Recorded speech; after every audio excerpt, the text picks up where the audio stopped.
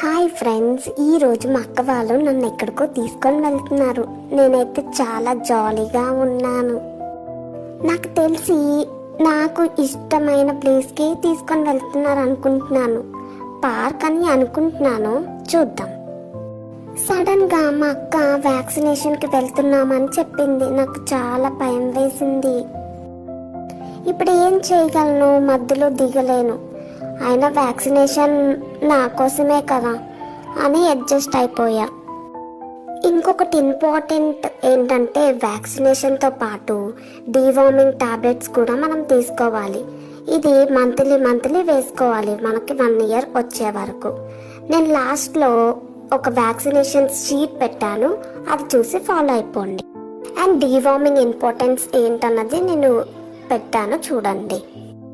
Bye bye, next వీడియోలో కలుద్దాం.